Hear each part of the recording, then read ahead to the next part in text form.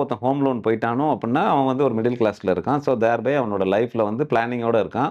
வேற personal loan இல்லை, credit card loan இல்லை. But at the same time எமர்ஜென்சிக்குன்னு சொல்லிட்டு ஒரு கார்பஸை ஒன்று, ஒரு சின்ன ஃபண்டை ஒன்று கிரியேட் பண்ணி வச்சிருக்காரு. ஸோ நாளைக்கே வேலை போனாலும் எந்த சமயத்துலையும் அவருக்கு ஹெல்ப்ஃபுல்லாக இருக்கும். ஸோ இந்த மாதிரியான கேட்டகரிஸ் ஆஃப் பீப்புள் என்ன பண்ணுவாங்க அப்படின்னா, இந்த இடத்துல தான் ஒரு ஒரு ஒரு ஃபினான்ஷியல் அட்வைசரோட ரோல் இருக்குது.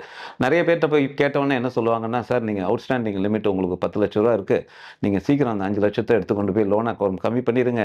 ஸோ அது கம்மி பண்ணிவிட்டு ஒன்று இஎம்ஐ கம்மி பண்ணிக்கங்க அப்படிம்பாங்க, இல்லைன்னா டென்யூரை கம்மி பண்ணிக்கங்கம்பாங்க. இஎம்ஐ கம்மி பண்ணுங்கன்னு சொன்னால் இவர் பண்ண வேண்டாம்பார். ஏன்னா இவர் வந்து ஏற்கனவே பிளானராக இருக்கிறதுனால டென்யூரை கம்மி பண்ணிக்கிறேன் அப்படிம்பார். பட் என்ன கேட்டிங்கன்னா, அனலைசிஸ் பண்ணி பார்த்ததில் அந்த 5 லட்ச ரூபா பணம் இருக்குல்ல, ஏன்னா இந்த ஹோம் லோனோட இன்ட்ரெஸ்ட் ரேட் வந்து 8.5% தான். இது வந்து லாங் ரன்னுக்கு தான் அவர் போட்டிருக்காரு. குறைஞ்சபட்சம் ஒரு 10 வருஷம் 15 வருஷத்துக்கு தான் போட்டிருக்காரு.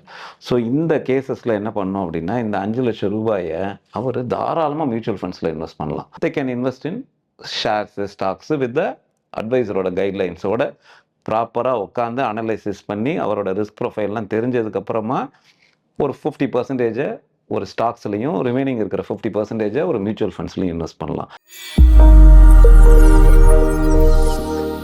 Investment in security markets are subject to market risk. Read all the related documents carefully before investing.